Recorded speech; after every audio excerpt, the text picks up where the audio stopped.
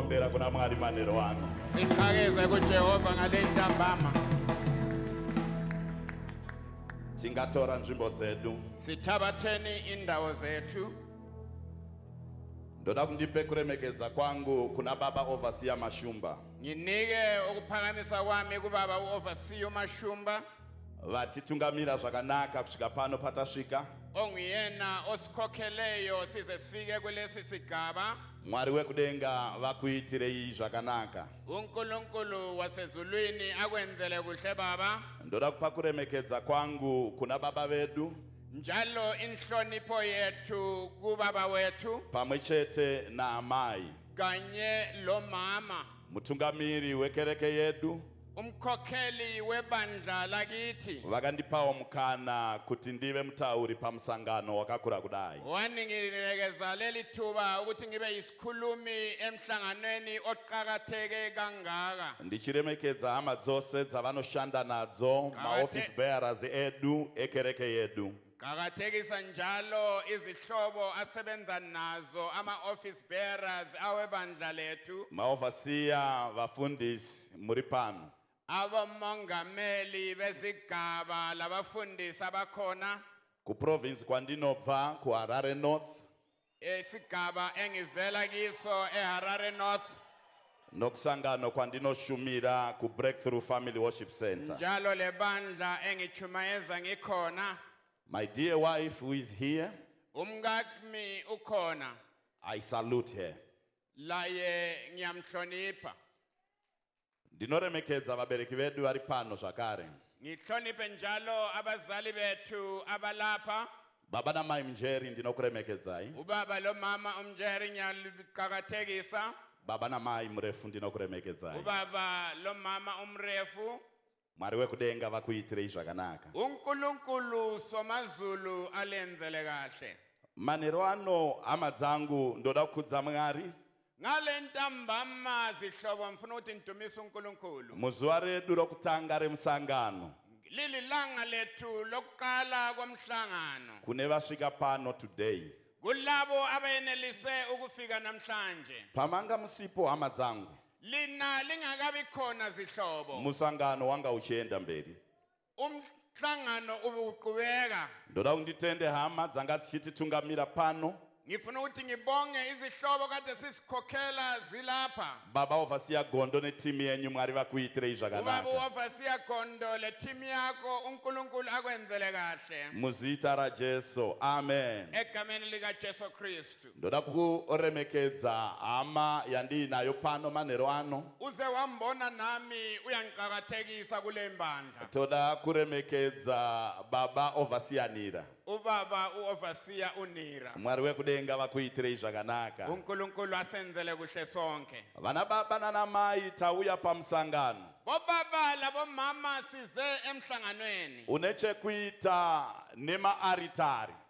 Umhlangano no unako kokuyenza ngama-altari. Altar versus altar. I-altar ilwisana lenye altar. Altar versus altar. I-altar ilwisana lenye altar. Ndoda kumbira mverengo weinzwi raMwari. Ngicelisise obala ilizwi likaNkulunkulu. Tizarure mabhayibheri edu kubhuku ya Judges chapter number 6. Sivule ingwalo yethu kuJudges. Verse number 19 to 32. Eqanjiweyo.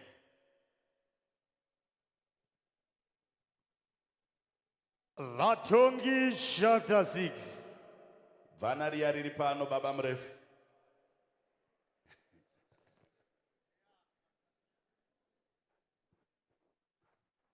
Verse number 19 to 32. Vatongi chapter 6 verse number 19. Ipapo Gideoni akapinda akandogadzira mbudzana nezvingwa zvisina kuviriswa zveefa imwe yeupfu. Akaisa nyama mudengu nokudira muto muhari.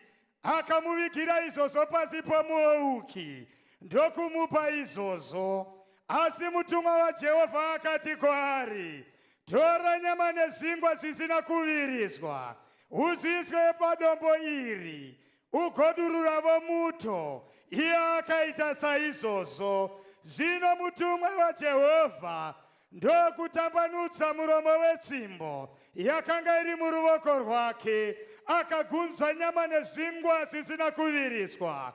Moto ukabuda padombo ukapedza nyama nezvingwa zvisina kuviriswa. Mutumwa waJehovha ndokunyangarika pamberi pake. Ipapo Gideoni akaona kuti mutumwa waJehovha. Gideoni akati, haiwa Jehovha Mwari, nokuti ndaona mutumwa waJehovha. Zviso zvakatarisana, asi Jehovha wakati kwaari, rugare ngaruve newe, usatya, haungafi. Ipapo Gideoni akavakirapo Jehovha aritari, akaitumidza zita rinonzi Jehovha Sharomi. Ichiripo paOfra rava yaBhiezeri kusvikira nhasi. Zvino nousiku ibwobwo Jehovha akati kwaari, tora nzombe yababa vako, iya yechipiri ina makore 9, uputse aritari yaBhari yababa vako, utemevo danda rokunamata naro riripo, uvakire Jehovha Mwari wako aritari pamusoro petemberi nomutoo wakafanira. Ugotora nzombe iyoyo chipiri, ubayire chipiriso chinopiswa nehuni dzedanda rokunamata naro raunofanira kutema. Ipapo Gideoni akatora varume vane 10 kuvaranda vake, akaita sezvaakaudzwa naJehovha, asi haana kuita izvozvo masikati, asi wakazviita usiku, nokuti wakatya veimba yababa vake navarume veguta. Zvino varume veguta vakati vachimuka mangwanani, vakaona aritari yaBhari yaputswa nedanda rokunamata naro raivapo ratemwa, nenzombe yechipiri yabayirwa paaritari yakanga yavakwapo. Vakataurirana vakati, ndianiko waita chinhu ichi? Vakati vachinzvera nokubvunzisisa, zvikanzi, Gideoni mwanakomana waJoashi ndiye wakaita chinhu ichi.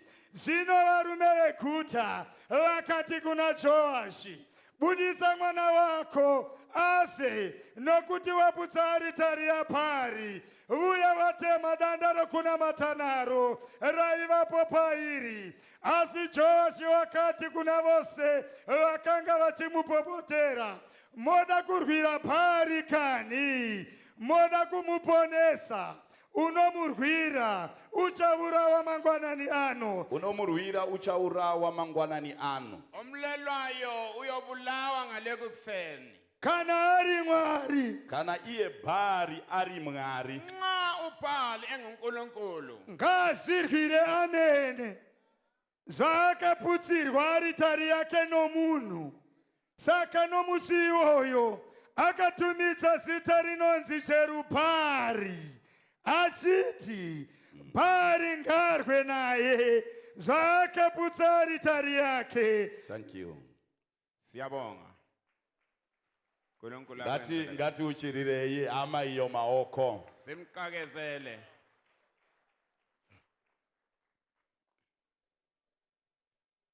Vana baba nana mai manheru ano, Bobaba labo mama ngale ntambama. ndoda kuti nditi manheru ano, Yekelani ngithi ngale ntambama. we are powered by the altar.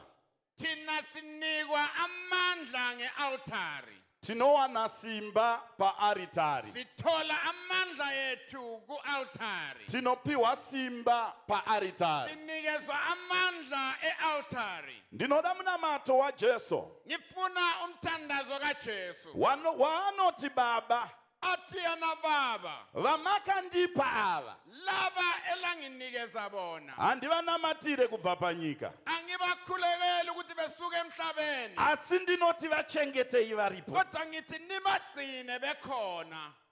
Chatinofanirwa kutenderana as we start, Esimele sivumelane siqalisa. Wedza unonamata Mwari wandinonamata kana unonamata mumwe Mwari. ungaba ungokhonza uNkulunkulu engimkhonzayo kumbe ukhonza omunye uNkulunkulu. Patinotangira tese ndepekuti tine chatinonamata.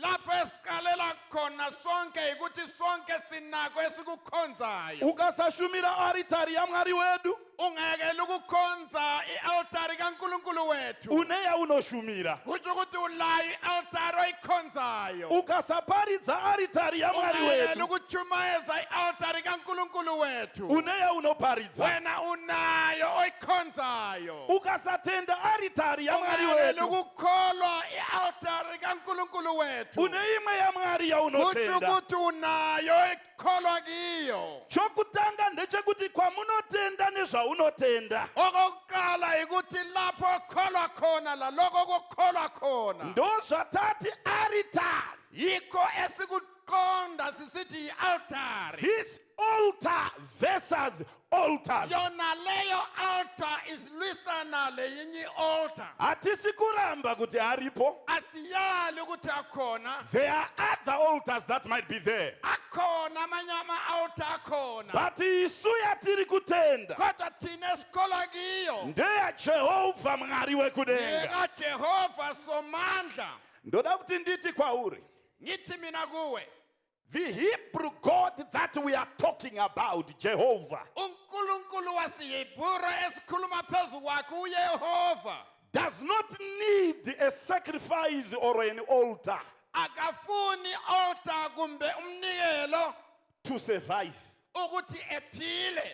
But every Hebrew or a Jew Kodwa wonke umHebrew kumbe umJuda needed an altar to survive. uyafuna i-altar ukuthi ephile. Kana altar ikasavapo, I-altar ingakele kuba khona. Mwari ariko, uNkulunkulu ulokhu ekhona. Mwari ariko, Uyaba khona uNkulunkulu. but hakuna unorarama Kodwa kulophilayo asina aritari ari kushumira. ayekela i-altar akhonza kiyo.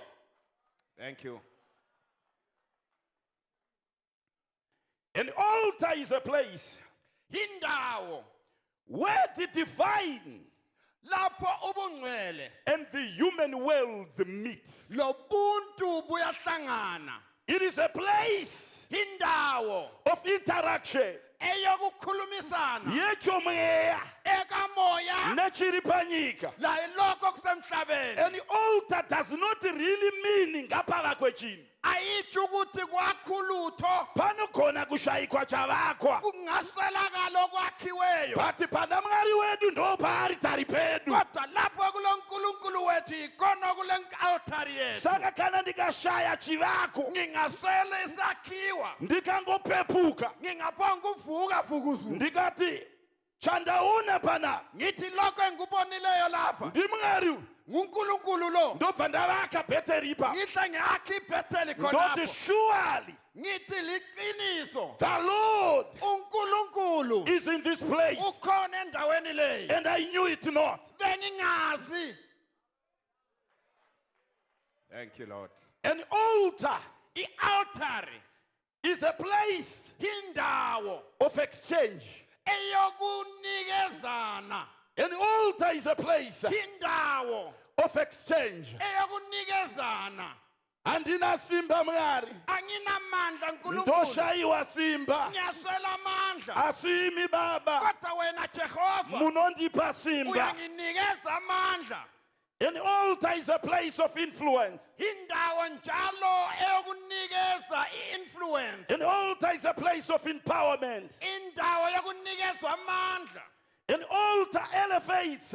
Iyaphakamisa. The place is built on to be sacred. Indawo ekiyo ukuthi ibe ngcwele. And it will become a habitation of spiritual Ibe beings. yindawo ehlala okukamoya. Anovaka uva mumba ndiwe. Akhayo nguwe. Hakuna shave rinovaka uva mkicheni. Ayakula dlozi elakha indawo. Muridzi wekicheni ndiye anovaka uva yake. Umnikazi wekichi nguye Apedza oyakhayo. kuvaka uva yake, Eseqedile ukwakha. opfugamira chaavaka, Seguqela lokho akhileyo. owombera kune chaavaka, Eqakezele kuloko oti akhileyo. vana vakufamba. Uthi abantwana sebehamba. ihamba uba ayidrayive bhasi, kanti yona indawo le uba ayidrayive ayidrayive motokari, ayidrayive imoto but chandavaka kodwa lokho engokwakhileyo ndikadedicata kuna Mwari. ngingadediketa It kuNkulunkulu becomes a sacred place. kuba indawo engcwele Yandiri kuti Mwari wangu engithi Jehova wami tinosangana. siyohlangana khona.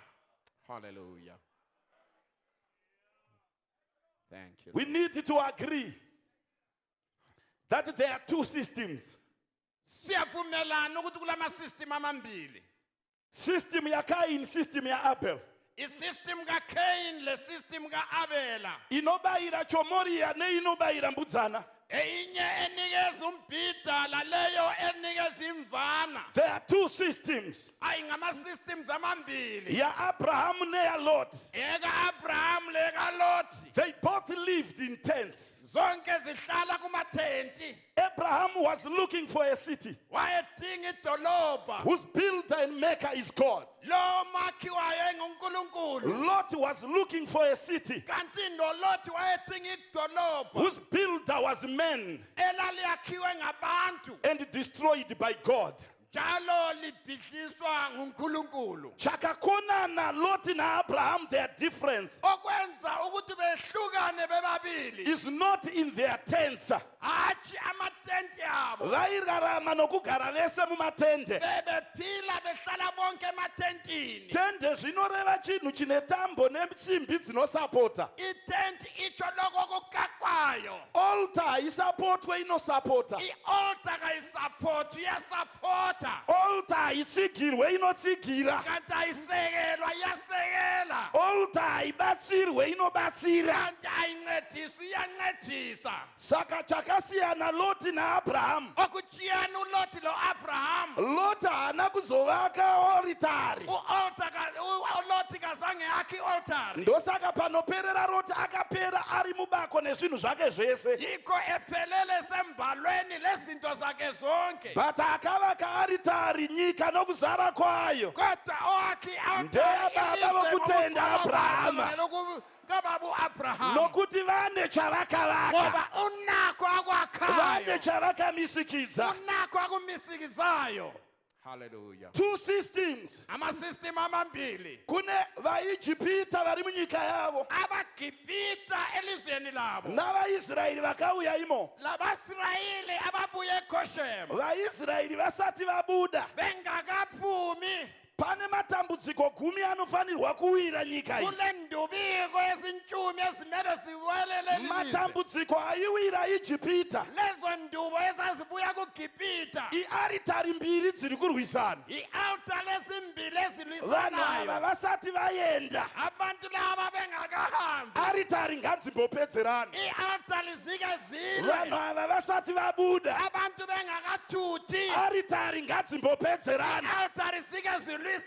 Imwe inofanirwa kuzobvuma Enye imele ivume. kuti ngavaende zvavo. Ukuthi kabaqhubeke Nokuti behambe. mhando yaMwari uyu Ngoba untayiphi kaNkulunkulu wakasiyana navavamwe vaMwari. uyachiyana lobonye Mhando uNkulunkulu. yaMwari uyu Uhlobo lukaNkulunkulu lo. unonzwa Faro akuti rovai roti. uYesu uFaro sithi hambani. Varume tikati altar versus altar Singathi altar ilisana le altar. haisi nyaya yokutsveterana. Ayisondaba yokuthi Musangano uno ndiri kutenda kuti lo mhlangano ngiyakholwa ukuthi tikati versus singathi versus. tati jambanja. Sokulwiwa. Tikati versus Singathi versus. tati zvisingade. Sithi kusala. Tikati versus Singathi versus. tati zvikaisa musoro isi musoro. Singawubeka ikhanda lathi Tikati ikhanda. versus Singathi versus. tiri kuti isusu naMwari wedu Thina noNkulunkulu we wethu are more than conquerors. singabanqobi. Tikati versus Singathi versus. tiri kuti dynamos versus highland. Aw, umachilimoya la dynamos Timu dzapanyika ziyakhangelana. dzine possibility Kule possibility of a draw. ukuthi kungaba le draw. But iyi Kodwa leyi esikhuluma but ngayo. iyi Leyi esikhuluma but ngayo. iyi Leyi ayinano draw. ayila draw le. Ayinano draw. Ayila draw le. Listen to me. Lalela wena. We are not moving Asihambi from defeat to victory. ekunqotshweni I am not moving angisuki from defeat to victory, ekunqotshweni but I kuyonqoba am moving ngiyahamba from glory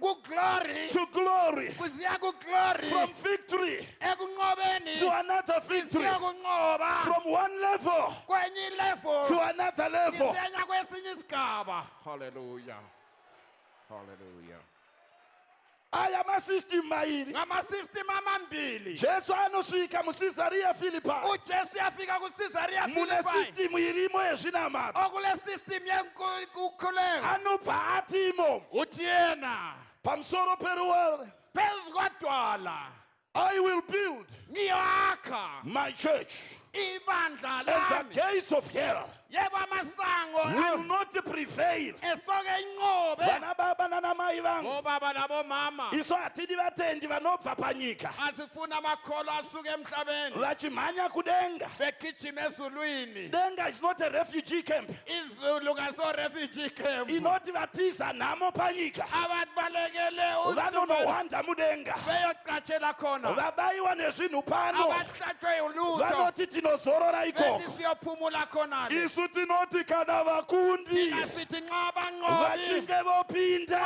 sebengena kana vakundi abanqobi isvo ndinoda nkulunkulu ngiyafuna kuva mumwe wavo. ukuthi ngiwe ngomunye Pane wabo nharo ipapo lapho kule nkani ndo panogadzikwa chechi. kulapho kufuna Pane ibandla nharo ipapo okule nkani varoyi varipo. abathakathi bekhona Gadzikai chechi ipapo, bekani ibandla khonapho n'anga dziripo. izinyanga sikhona Gadzikai chechi ipapo, ichechi khonapho masatanista aripo. abasataniste Varume khona musapa preeminence, eyakhonapho musakudza lingaphakamise kupfuura zvaanogona. lingabaphakamise kwesigaba esingasikho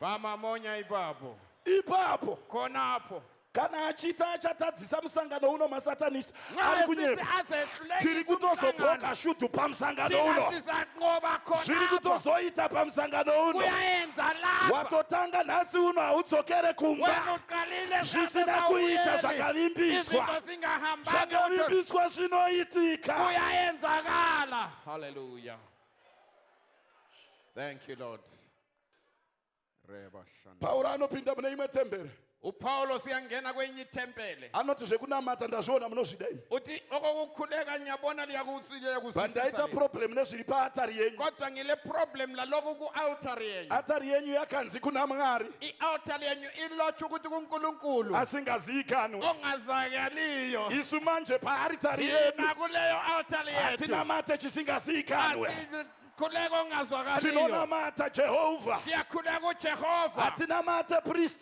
athi umprofita hatinamate prophet, athi umprofita hatinamate papa, athi ubhapa tinonamata Jesu, sikhuleka ujesu tinonamata Jesu. sikhuleka ujesu Handisi mwana waprofeti, ansomntana kuna vose kamprofita vakamugamuchira, hayi kulaba abamuyamukelayo kusanganisira naprofeti, kutsho ukuthi lo profeti kusanganisira nabhishopu, lo bhishopi wakavapa simba wabanikeza amandla rekuti vanzi vana, elokuthi bethiwa ngabantwana vana vaMwari. abantwana bekankulunkulu rabashanda labasara bakhimanda labosh thank you lord reiki Chausingazive ongaziyo ndo chatinoparidza. yiko esikuchumayelayo It's not every truth that sets people free, iqiniso elikukhululayo but it is the truth that you know. iqiniso laziyo hallelujah Not every truth, hathi iqiniso lonke but the truth you know. kodwa iqiniso laziyo That's why Jesus said, not you shall know the truth, yikho ujesu uthi liza kuba kwazi and the iqiniso truth le qiniso langikhona will set you free. liza likhulula Usakumbuka kana ungaqululi taisa musoro pamamonya ipapo, nxa sesibeke amakhanda kumamonya khonapho usati ko zviri kuitirwei. ungathi sekwenzelwani Handisirini ndakati verses ndibaba ansime ngathi verses vari ngumdala kuti chibhakera ngumdala othi isibhakela Ah, nyaya kupurura marokwe muchingoti amenu zozvichaita Indaba zvichaita yokuthi kana zvada kunokuthi kana kuzenze zvazoda ngazo kuzofuna. nguva yajehovha kana yada Nguva varume yaJehovha nguva yacho sesifanele. kana yada Hayi baba isikhathi. vako iwewe vakada kudhara Ubaba pakuda mumwe wakafuna. munhu anoti Sokufuna umuntu from the othiyena. days of John the Baptist Ensukwini until zikaJohane. now Kuze kufike the kingdom namhlanje. of our God Ikingdom kaJehova. suffereth violence, but there is a Iyahlukuzwa. generation Kodwa kule that God is generation. raising up, a Eyaphakama. generation of violent Igeneration people. violence. Hallelujah. Eyodlakela. Hallelujah. Aurare uchinge munhu akarara mushe Awulala usuthi umdelele ku. ivo vana vachirohwa nemamhepo Wona abantwana bechawa uchingoti ngezivukuzane. Lord Uthi, yes Jesus Lord Yebo, haasati ngicela akurohwa mushe Ngakakuchayi. akakukiya zvakanaka unomuka ukati Engakuchaya, Jesu uyavuka Jesu. Jesu Jesu. unenge Peter avakunyura Uyaba anoti njengopito ishe setshona uthi nkulunkulu. ndavakunyura Sengitshona. Hallelujah.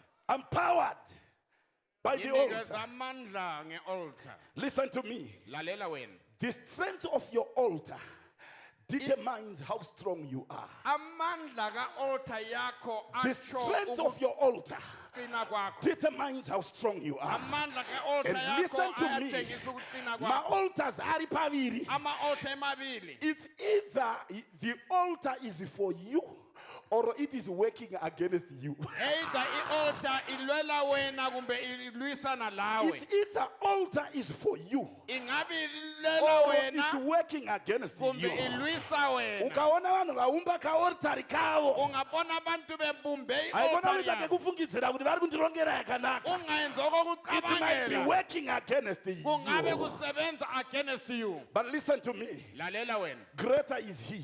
Hawu, mkhulu kimi. Greater is he Dalo kimi. who is in me Okimi. than he Kunano who is in the world. osemhlabeni. And if God be for us, Ha, Nga uNkulunkulu esehlangothini lethu. who can be against us? Kubani Ndiani ongasilwisa? ungatirwisa? Kubani ongasilwisa?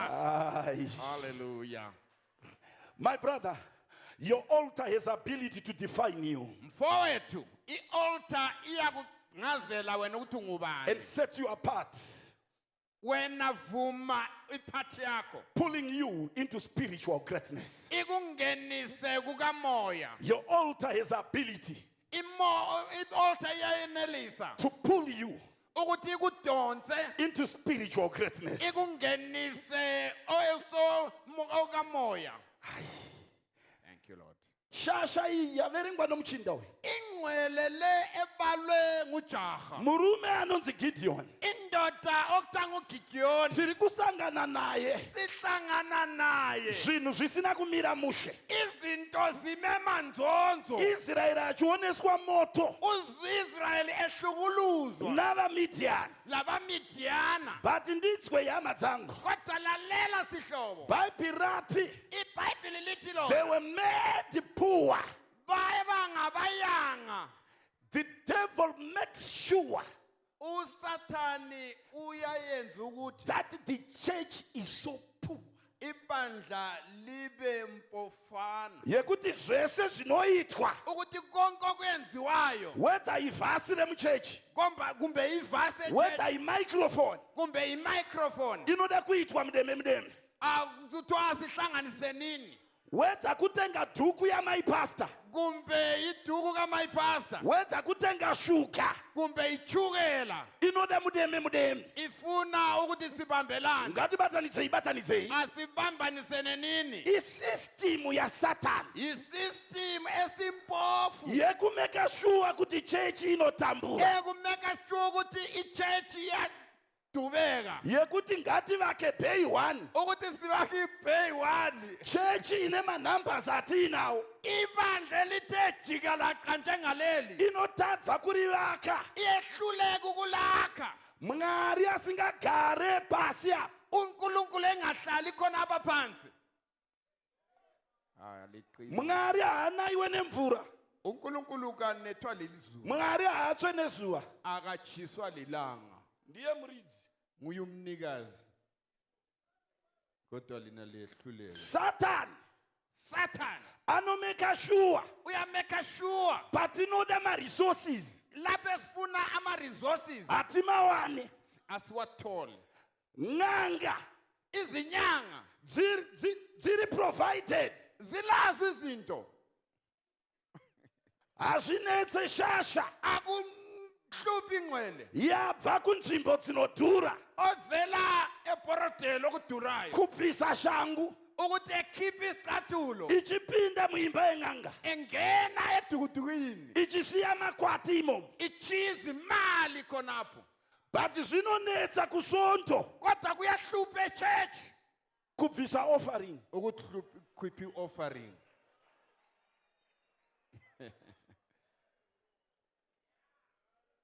Sincede. they were so poor Bese bengabayanga. bhayibhili rinoti vaigara mumaphako iBhayibhili lithi babehlala embalweni zvinhu zvisina kumira mushe izinto zingamanga kuhle. ndopa unoona shasha inonzi gideon Kulapho ubona ingcwele okuthiwa nguGidiyoni yakahwandawo payakahwanda la icatshile isebenza iri kukuya akhonapho iyaxola. gideon paari kukuya uGidiyoni exola. my god god is calling gideon uNkulunkulu uyambiza from survival ekusukola lapho aphila khona to significance. ukuthi eye phezulu. God is calling Gideon. Uyambiza uGidiyoni Kwete kungoita ka system ke survivor. hathi ukuthi ebe le system ye survival Kekuti ndikakuya. ukuthi ngingaxola Ameno ndikasabathwa. angikwazi ukuthi ngingasoze Mngari mbanjwe. bari kuda kuyenda naye to a uNkulunkulu significant ufuna position. ukuhamba laye kwendaweni esigaba esiphezulu. Are kandidi amai na baba mauya kumsangano uno. Ithi mama lo baba ubuyele God is emhlanganweni. calling you for something greater. uNkulunkulu uyakubizela God is calling okuphezulu. you for something greater. uyakubizela okwephezulu. Hallelujah. My God. Amazangu. Zihlobo Nzara. indlala Iri kwa Israel. eku-Israel Ayisi yokuthi Israel. ayisoyo ukuthi u-Israel Hana a powerful army. akala impi. Ayisi a powerful army. ayisoyo ukuthi kalampi But ndeye aritari dzakushumirwa naIsrael. kodwa ngeye-altari. Israel haadi kuva ne powerful army. u-Israel kafuni powerful impi, Anoda kuva ne powerful altar. kumele ebe le-altari Atirwe nenyama neropa. asili ngenyama Asithi legazi, norwa nemweya. kodwa le moya Yemuchadenga. eyabhakabhakayo For our weapons ngoba izikhali zethu are not carnal, azizo but they zenyama are mighty kodwa ngezamandla through God to kuNkulunkulu the pulling down ukuthi ziyehlise sibhizise. of stronghold. Mvura yekwaIsrael Amanzi ka-Israel ayinaye nokuthi weather yakanaka. izulu langikhona kalini ngoba iweather i-right.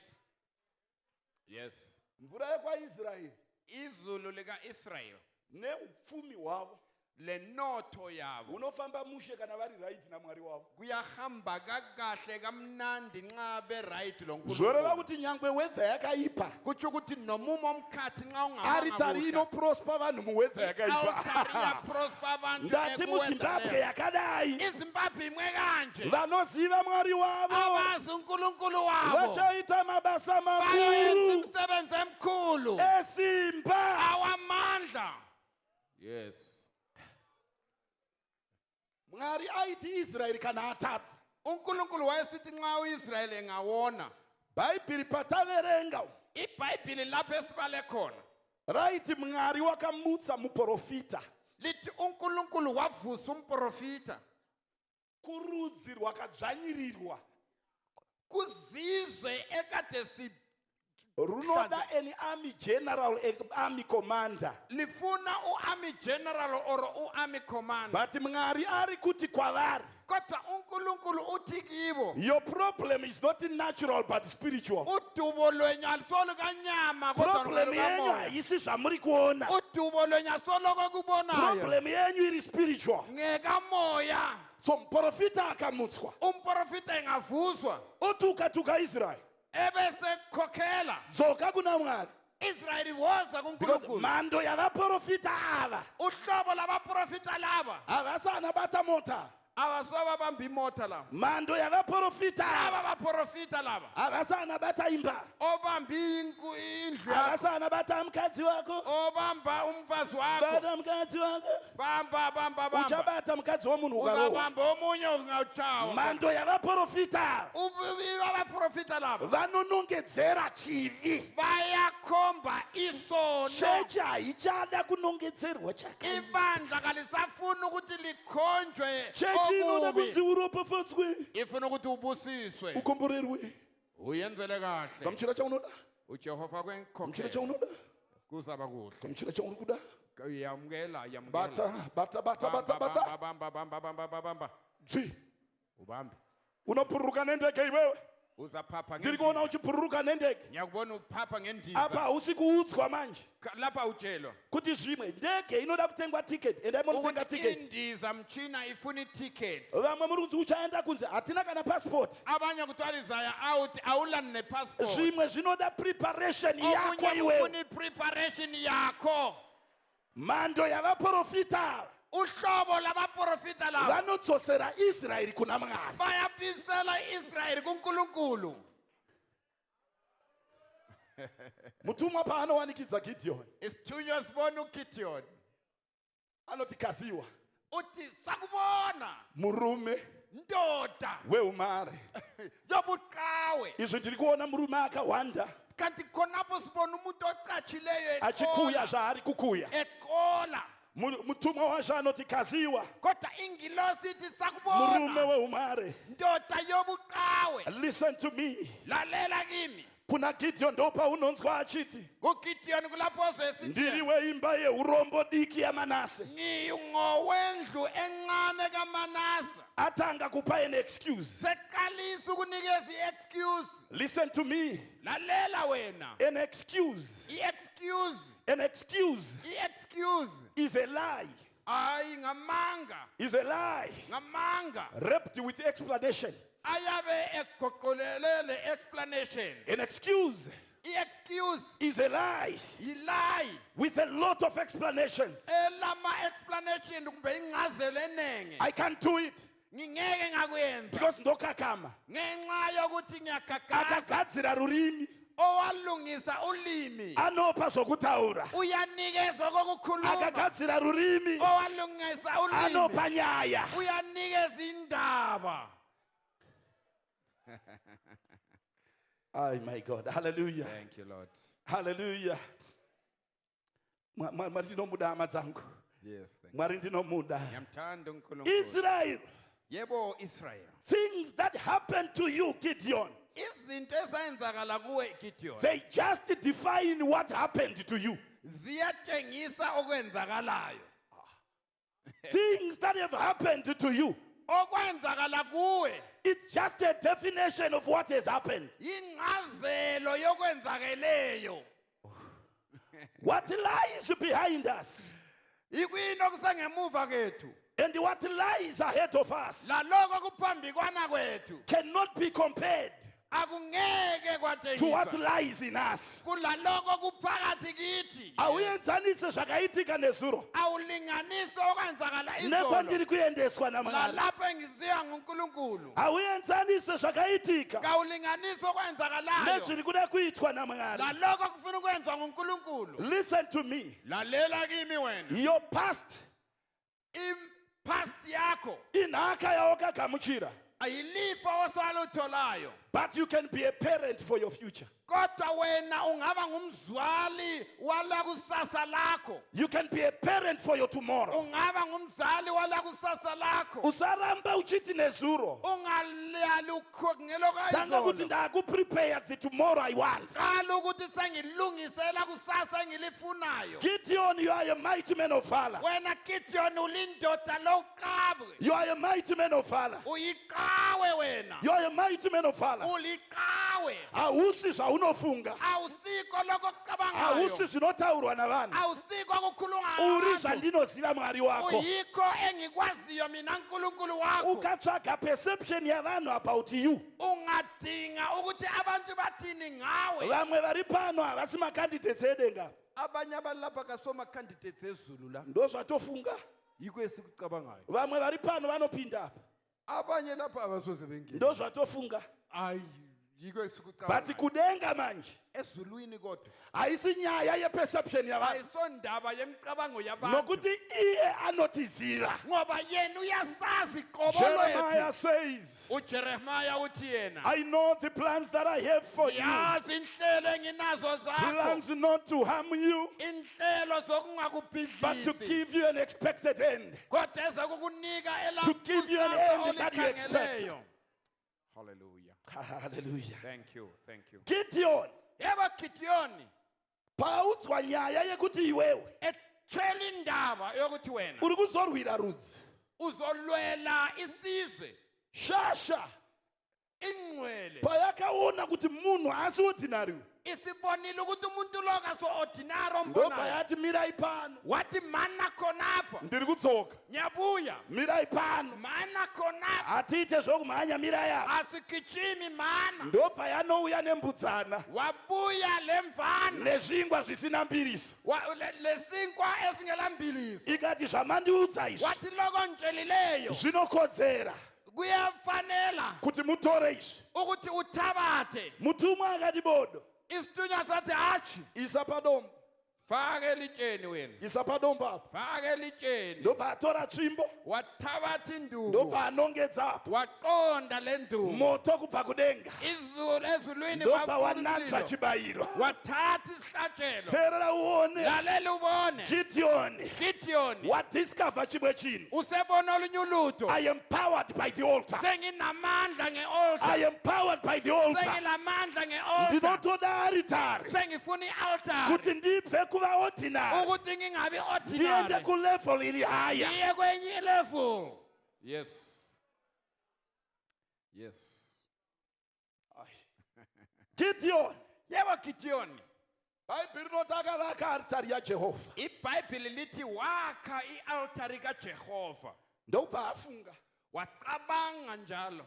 akati kumba kwababa Wathi endlini kababa kune zviriko, kukhona engihlala ngubona. kune zviriko. Kulezinto engizibonayo. Usanakidzwa uri pane vanhu. Ungacazi usebantwini wena. Ukabatwa naMwari pane vanhu usanakidzwa. Ungabanjwa uNkulunkulu ebantwini ungacazeli. Kurumidza kufunga kumba kwababa.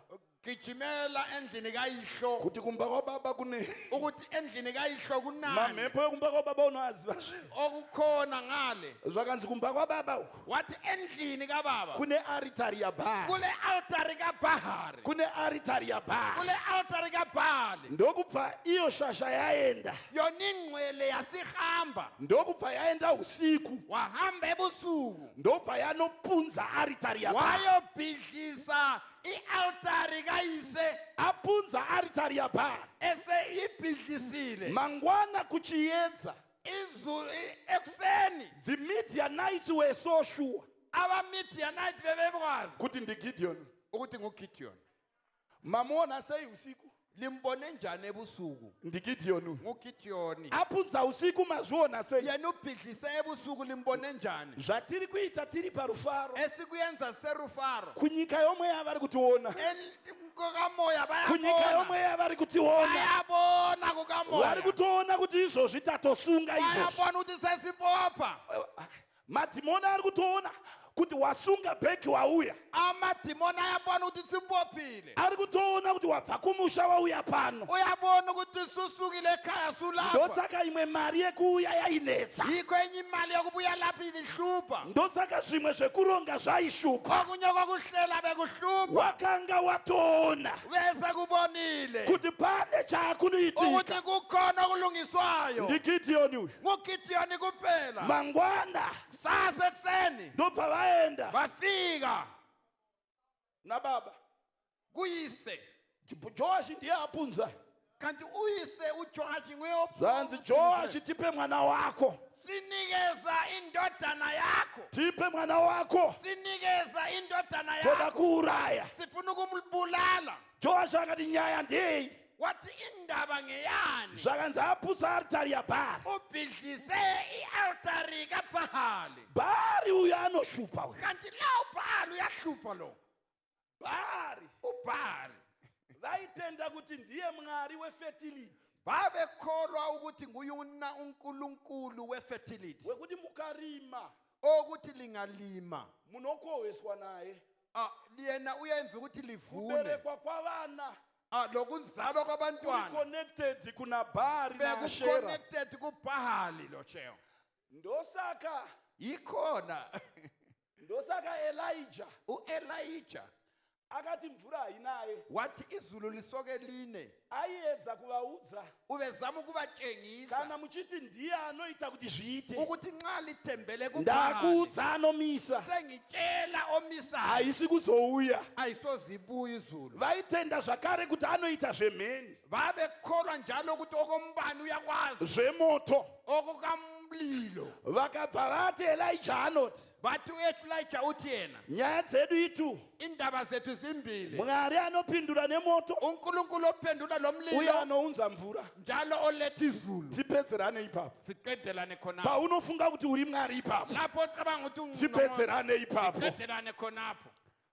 bhari uyu uBhali anonzi najoashi uthiwa nguJoashi ko imi manetseka nei kanti lina selihlutshwe yikuyini kana nxa bhari uBhali ari mwari enguNkulunkulu kana bhari nxa uBhali ari mwari enguNkulunkulu achiitwa hunhu hwakadai esenzwa ulutho oluhle wekuputsirwa aritari elokuthi ialtari yakhe yabhidliswa mwana wangu haurayiwe umntanami mina soke iye bulawa ane aritari yakadona yena lo ole altari ngarwe hondo yearitari yake elwe impi yakhe ane aritari yakadona ole altari wileyo ngarwe hondo yake akalwe impi yakhe usarwira madhimoni ngako ungalwela amadimoni ngazani ane ngawakho aritari yadondeswa ole altari ubhidlisiweyo usarwira varoyi kunge unoroya ungalwela abathakathi ane aritari yadondeswa ole altari ebhidlisiweyo usarwira pfambi kunge pfambi ungalwela kunge ndiwe una aritari yadondeswa ngole altari ane ewileyo aritari ole yadondeswa altari ewisiliweyo ndiye ngarwire aritari uye yake ngalweli altari yakhe yes yes varume vamidiani amadoda amamidian vari kuhaya vanhu bayahaya abantu vekuti vazorwa ukuthi bebuye but mwari wandinonamata kodwa uNkulunkulu namwari esimkhonza wandinoparidza lo nkulunkulu engimchumayeza haadi iwewe kafuni wena kurwa hondo dzake ukuthi ulwe impi yakhe nokuti akambonopinda mune imwe yetemberi wake wangena kwenye itempeli temberi ino umwe mwari ari paaritari itempeli ekade lomunye uNkulunkulu okade anonzi dhagoni othiwa ngudagoni ndobva yanosiyiwa iareka yachiwa ndokubva vese vaenda kumba bonke babuyela ngekhaya vachinodzoka mangwana bephendukela kusasa aritari dzinoro ialtari ziyalwa aritari dzinorovana ziyachayana musina vanhu varimo kungelabantu aritari dzega dzinorovana zodwa ziyachayana kusvika makuseni mwari akadona Ekseni utakoni ba. kune vane mhando yaMwari anomiswa navanhu. Kulalabo abalohlobo lukaNkulunkulu owiswa laphansi. Isi Mwari wedu hamiswe navanhu, Owethu kamiswa ngabantu. anozvimiririra. Uyazimela yedwa. Ndiri kuti hondo dzako iwewe, Impi yakho. Mwari wedu anozvimiririra. uJehova wethu Muimbi uyazimelela. wechipostori anodaro, Umhlabeleli wesipostori uyatsho. anoti Mwari muri zuva redu, Uthi ulilanga lethu. atitsitye hondo dzedu, Asehlabi impi zethu. nokuti dzose dzinokundwa Ngoba newe. zonke zinqotshwa nguwe. Atitye vana baba, Asesabi bobaba. vanouya kuzorwa newe Ababuya ukuzolwa nawe. nenzira imwe chete, Ngendlela bati yodwa. pavanobva pauri Nxa besuka kuwe. vanobva nenzira nomwe. Bayasuka ngenhlangothi ezinengi. Usavhundutsirwa mwana wamai, Ungethuswa mntakamama. aritari inochengeta. I-altari You iyagcina. are powered by the altar. Unikwa amandla i-altari. You are not an ordinary somebody. Awusomuntukazana. Utoriwo monya pauri ipapo, Uyimonya khonapho. nokuda kwearitari yawakatenda, Ngenxa ye-altari nokuda okwakholwa kuyo. kwearitari yawakatenda, Ngenxa ye-altari nokuda okholwa kuyo. kwearitari yawakatenda. Ngenxa ye-altari wakholwa kuyo. Hallelujah. Thank you, Lord. Thank you, Lord. Gideon anenaro, uGideon ulenkani. anondoipunza, Uthi ngiyayibhidlisa. ndobva apunza zvimapoles zvaashera. Waqala ngokungama-poles konke. Pole raashera iyi ndo mapoles aye pole dancing. Ngokungama-pole lokuyana ukuthola kuma-night club lokuyana. Then riri kupiko pole, Kanti ingaphi pole? riri kwababa vaGideon. Ikuyise kaGideon. Kuna mamwe maaritari ari muchechi Kulamanye ama-altari ebandleni asingafanirwe kuregwa nokuti ari musonda. angamelanga ukuthi eyekele ngenxa yokuthi asecaweni. Ye. Rumwe ruvengo rwaunoona muchechi, Enye inzondo etholakala unoona echechi. kuti ruri kubhekiyadi kwababa, Uyathola ukuthi kuku-backyard ruri kababa. kuseri kwababa. Kuku-backyard kababa. Yes. Ai, ai.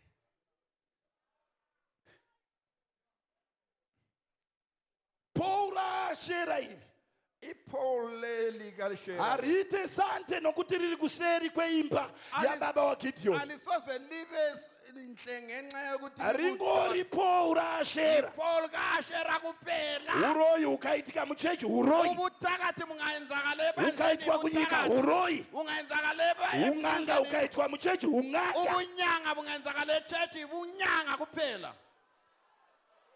Noma umuntu egqoka isutu. Hati vake imwe aritari, Asakhe enye altari. imwe isati yapunzwa. Enye ingakabhidliswa. Hati vake aritari mbiri, Asiyakhe ezimbili. imwe ngaipunzwe, Enye kayibhidliswe. imwe ngaipunzwe, Enye kayibhidliswe. imwe Enye ngaipunzwe. kayibhidliswe. Rimwe jelasi risina basa, Elinye ijela imwe selingelasisebenza. ngaipunzwe, Alibhidliswe. kuti imwe igovakwa. Ukuthi elinye liyakhwe. Ngati kumwe kuzvikudza, Okunye ukuziphakamisa. unotoona kuti nababa vake Uyabona ukuthi lo yise. vaizvikudzawo, Laye ube zvimwe njalo. ngazvipunzwe Okunye ngakubhidliswe. kuti tivake imwe Ukuthi aritari. sakhe enye Kumwe altari. kunyima kuri muchechi, Okunye ukuncitha kumwe ebandleni. ngakupunzwe Okunye ngakubhidliswe. tivake imwe aritari. Yakhe i-altari. Kumwe kusatendana kuri Okunye muchechi, ukungakholwani ebandleni. kumwe watomweya Ngumoya. uri imwe ngaripunzwe, Enye i-altari imwe kayibhidliswe. aritari Enye ivakwe. yakhiwe. Thank you, Lord.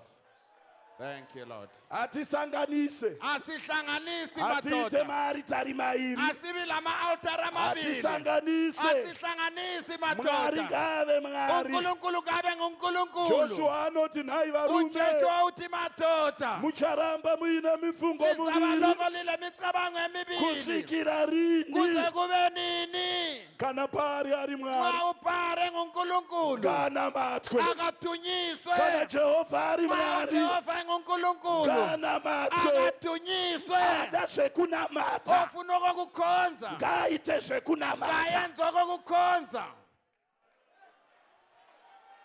Thank you. Machira acho, Amalembu ankhona. machira Amalembu aipiswa kudhara, ayetshiswa kudala. FM I-FM yakura iye zvinezvi kupfuura kudhara. sikhulile kathesi ukwedlula kudala. Vakudhara vashoma vaipisa machira acho. Abakudala bebetshisa amalembu. Vakawanda ava machira acho ari kupi? Laba abaningi kanti amalembu ankhona angaphi? Aripi machira acho? Angaphi amalembu? Nekwe dzacho dziripi? Kungaphi lokho konke? Mishonga yeraki iripi? Imithi elakhi ingaphi? Zvikwambo nezvidhodha mudhara Otshikoloshi zvaishandiswa zviri kupi? bangaphi? Likuchiye ngaphi? Unotutana netunhu twako so Uyathutha izinto zakho. wotransfer. Utransfer. Chechi yedu haijoinwe Ichechi yethu kayijoyini. kunotendevukwa. Kuyaphendukwa. Hatitaure zvimwe tisati tataura about repentance. Khuluma okunye singakakhuluma And ukuphenduka. about 10 I-about 10 uchiye ndati kwezona. zviripi zviro zvacho Kungaphi?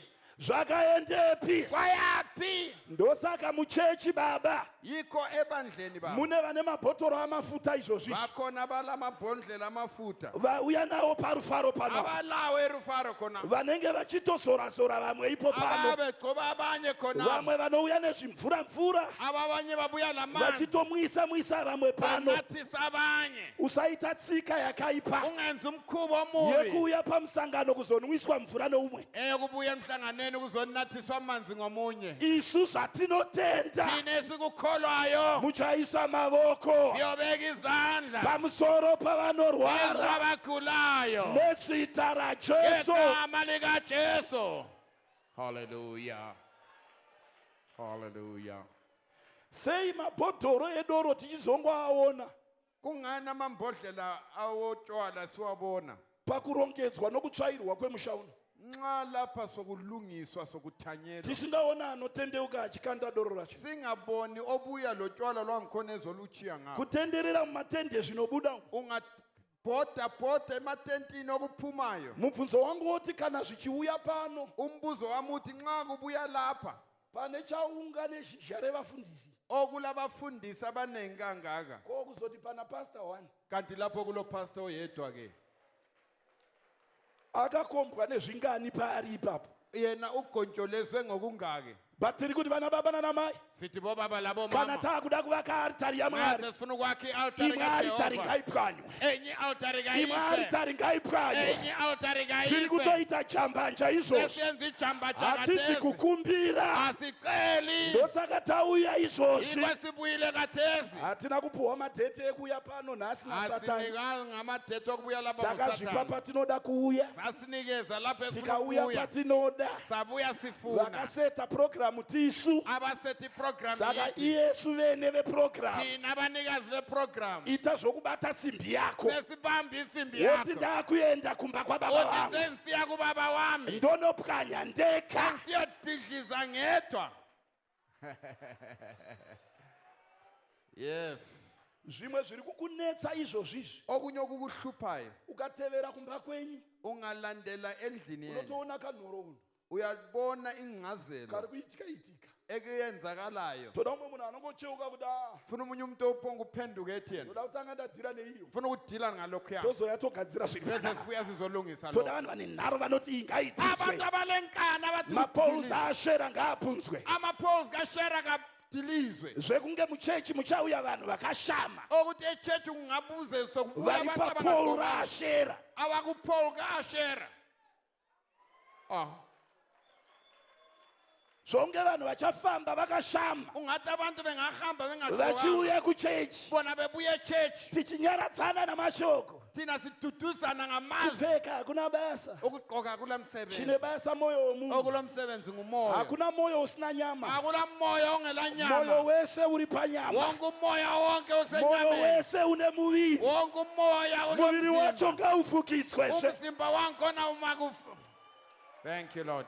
Ndinzwei vana baba, Yikho yini? chirungu hakusi kunamata, Isikiwa asiko kuthandaza. chirungu hakusi kunamata, Isikiwa asiko kuthandaza. iculture. I-culture. Yes.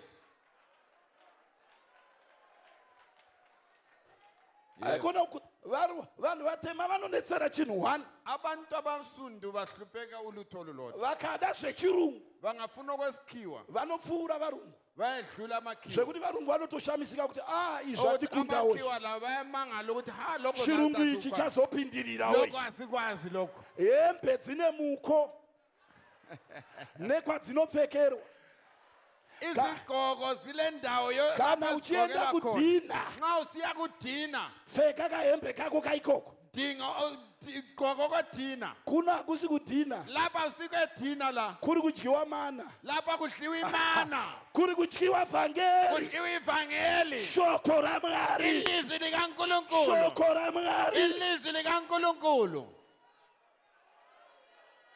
Thank you, Lord. usauya kusvondo kwedu Ungabuye echechi yethu songo uri kuenda kumasports ingazani uya kuma-sports hapana masports pana akula ma-sports la haasi magemu aya asiwo magemu la pano apa la pari kuitwa zvamwari kuyenziwa kaNkulunkulu izvozvi hama dzangu khonapha zitho ngatitoita hasha santi asibe lo laka ngatibate olusana mapola ashera sibamba amapolo kaShashera ndo atiri kuda kupisa esifuna ukwatshisa hanzi mapo iwayo lawa mapolo aise zvive choto asiwabeke ezikweni enda unotora bhuru rababa hamba uyothatha ijongosi likababa ivo vane maaritari ivavo ona laba balama-altari toda kuripisa sifuna ukuthi silitshise namapola lamapolo ona lawa zvanga zviri against us okade kuke-against zvanga zviri against us okade kulwisana lathi we want to use for our advantage sifuna ukuthi sikusebenzise for kune our kwatara advantage. kuyendeswa lapho esesihanjiswa khona nditso ivana baba nanamai ikho yini bobaba labomama moto wearitari umlilo ka-altari haubatidzwe navanhu awulumathiswa ngabantu paaritari e-altari hapachizirwe matombo akuchizelwa amatshe khonapho panodiwa matombo ari natural kufuna amatshe unnatural avake zvajehovha akhe okaJehova zvehipokrisi yazara muchechi kuveza matombo okokuyengana nje yikulungisa amatshe lokho unyengeri wazara muchechi kuveza matombo haleluya liyenzana haleluya haleluya haleluya haleluya haleluya wena ulamanga lodi suka la matombo ekuveza amatshe okubaza mukadzamara maveza matombo haisisiri yajehovha lingabaza amatshe yaaritari yenyu kaSokaJehova sekuyi-altari yenu chiregai kufosa jehovha kuuya paaritari yenyu lingafoseli uJehova because ukuthi ndimi ebuye maigadzira ku-altari yenu ngoba uyai namatombo asina kuvezwa uyani varume ndinouya lama-altari pamberi angabezwanga pamwari ndakadaro uya nginjalo yes mamwe mapango ngaapazwe kumele kudilizwe amaphola rukudzo muchechi yamwari inhlonipho endlini kaNkulunkulu hamuchina akusena inhlonipho rukudzo inhlonipho musvondo yekwamwari ebandleni likaNkulunkulu chinoita kuti zvinhu zviitike okwenza ukuthi izinto zenzakale kukudzana inhlonipho omunye kulomunye chinoita kuti pachechi penyu zvifambe okwenza ukuthi echechi kuhambe kukudza pasta vepachechi penyu yikuhlonipha chinoita kuti paprovinsi penyu zvifambe okwenza ukuthi emaprovinseni kuhambe mapasta haiwe kunziwe kwakati chiuya amapasta kana ovhasiya wakwakati chiuya kumbe uoverseer wangale zviri kuya kutofamba kwavo nokuti kune vanhu vari kumukudza ziyahamba kubo ngoba kulabantu abamphakamisa kudzanai kwenyu kuti zvinhu zviite hloniphanini liphakamisane kini kune zvimwe zvinhu zvava a lot of disrespect kule a lot ekungahloniphani yekuti nyangwe kudya muviri washe noma ukudla umzimba wenkosi unodya seunodya biscuit udla ingazani udla ibhiskiti and expect kubatsirwa nomuviri washe wena sukhangelela ukuncedwa ngumzimba kaNkulunkulu baba vanenge vachidedzera pano imbomirai ubaba uyabimemeza sithi hatisati manini tapedza asikaqedi mumwe munhu akasimudza omnye cheyake sethwele icheya sehamba achienda kwaanoenda sehamba ndati kana tikada nyasha singafuna umusa chechi yamwari ngaikudzane ibandla likaNkulunkulu malihloniphane yes zvimwe zvinhu ngazvipwanywe okunye makudilizwe zvimwe zvinhu ngazvipwanywe okunye makudilizwe zvimwe zvinhu ngazvipwanywe okunye makudilizwe zvimwe zvinhu ngazvipwanywe okunye makudilizwe gidhiyoni paakavaka aritari yajehovha uGideon esakha i-altari kaJehova iroro gwara riya riya wena lapha pandinopedza hama dzangu sisuka sihlobo gidhiyoni gwara iGideon igwala anozoenda kuhondo uyahamba empeni aine 32,000